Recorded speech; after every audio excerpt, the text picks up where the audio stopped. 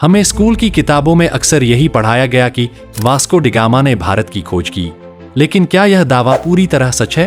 असल में जब तक हम अपने सही इतिहास को नहीं समझेंगे, हम अपनी पहचान को कभी नहीं जान पाएंगे। तो चलिए आज के इस रोमांचक वीडियो में इतिहास के पन्नों को पलटते हैं और जानते हैं असली कहानी। बहुत से लोगों को लगता है कि वास्को डी गामा से पहले यूरोप भारत के अस्तित्व से अनजान था। सच तो यह है कि यूरोप और भारत के बीच सदियों पुराना रिश्ता था। हमारे मसालों और कीमती सामानों की यूरोप में भारी मांग थी और व्यापारिक रिश्ते बहुत गहरे थे। भारत और यूरोप के बीच व्यापार का पुराना रास्ता साल 1453 में तब बंद हो गया जब उस्मानी साम्राज्य यानी ओटोमन एम्पायर ने कॉन्स्टेंटिनोपल, इस्तांबुल पर कब्जा कर लिया। इस कब्जे के बाद भारत के साथ सीधा व्यापारिक संपर्क टूट गया। अगर पूर्व के रास्ते से व्यापार की कोशिश की जाती तो बीच में पड़ने वाले राज्यों को भारी टैक्स, कर देना पड़ता था, जिससे व्यापार बहुत महंगा हो गया था। उस समय यूरोप के भीतर वेनिस और जेनेवा जैसे शहरों का एशिया के व्यापार पर पूरी तरह नियंत्रण था। वे किसी और को आसानी से हिस्सा नहीं लेने देते थे। यही वह दौर था जिसने यूरोप को समुद्र के रास्ते भारत पहुंचने का नया मार्ग खोजने पर मजबूर किया। जिसे हम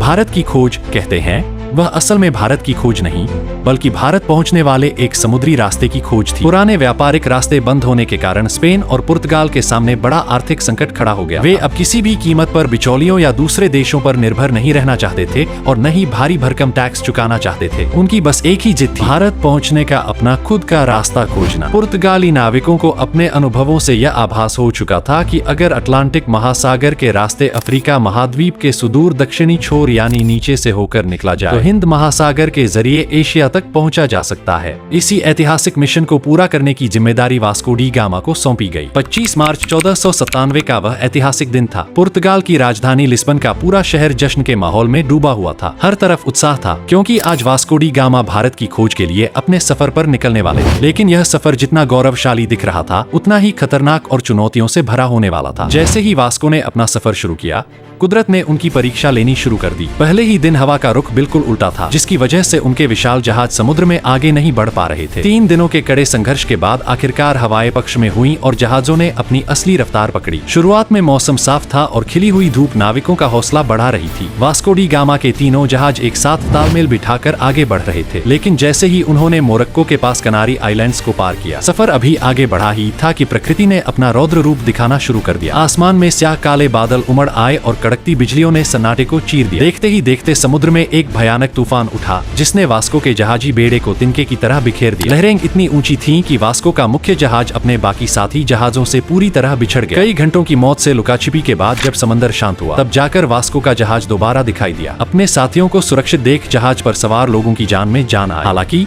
यह राहत कुछ ही पलों की थी। मौत को करीब से देख चुके नाविक अब टूट चुके थे। वे अब भारत नहीं बल्कि अपने सुरक्षित घर वापस लौटना चाहते थे। लेकिन वास्को डी गामा कोई साधारण नाविक नहीं था। वह अपने लक्ष्य के प्रति अटल था। जब कुछ लोगों ने उसके खिलाफ विद्रोह, रिवोल्ट करने की कोशिश की तो वास्को ने कड़ा रुख अपनाया। उसने विद्रोहियों को लोहे की बेड़ियों में जकड़वा दिया और साफ लफ्जों में ऐलान कर दिया, ये बेड़ियां तब तक नहीं खुलेंगी जब तक हम भारत का चक्कर लगाकर वापस पुर्तगाल की जमीन पर कदम नहीं रख देते। महीने बीतते गए और चुनौतियां पहाड़ जैसी होती गईं। एक बार फिर समुद्र में एक और विनाशकारी तूफान आया, जिसने कई बेगुनाह नाविकों को हमेशा के लिए सुला दिया। जहाजों की स्थिति बेहद जर्जर हो चुकी थी। अब न केवल खाना खत्म हो रहा था, बल्कि पीने के पानी की एक एक बूंद के लिए हाहाकार मच गया था। भूख और बीमारियों की मार से कई लोग जिंदगी और मौत के बीच झूल रहे थे। अब हालात ऐसे मोड़ पर थे कि अगर जल्द ही कहीं जमीन न मिली और खाने पीने का इंतजाम न हुआ तो पूरा इतिहास ही इस गहरे समंदर में दफन हो जाता। लगातार 10 दिनों की मशक्कत के बाद उन्हें एक नदी का मुहाना दिखाई दिया। वहाँ कुछ समय विश्राम करने के बाद उन्हें एक कड़वा फैसला लेना पड़ा। उनके 3 जहाजों में से एक अब आगे बढ़ने की स्थिति में नहीं था। भारी मन से उस जहाज को वहीं छोड़ दिया गया और बाकी 2 जहाजों के साथ वे आगे बढ़े। साल 1498 में वास्को डी गामा का काफिला अफ्रीका के केन्या में स्थित मलिंदी तट पर पहुंचा। यहाँ वे 3 महीने रुके और अपने सफर के लिए जरूरी रसद और सामान जुटाया। यहीं उनकी किस्मत बदली जब उन्हें एक ऐसा पायलट मिला जिसे हिंद महासागर की रग-रग का पता था। वह पायलट उनके साथ जहाज पर सवार हुआ और भारत की ओर बढ़ने का सही रास्ता दिखाने लगा। मलिंदी से निकलने के बाद 19 दिनों तक उनका जहाज नीले समंदर को चीरता हुआ आगे बढ़ता रहा। था। फिर एक ऐसी सुबह आई जिसे इतिहास कभी नहीं भूल सकता। जैसे ही सूरज की पहली किरण पड़ी, उस पायलट ने घोषणा की, देखो सामने भारत की सरजमी है। यह सुनते ही जहाजों पर मौजूद हर शख्स सन्न रह गया, जिसे वे अब तक एक सपना मान रहे थे, वह हकीकत बनकर उनके सामने था। जैसे ही जहाज किनारे लगा,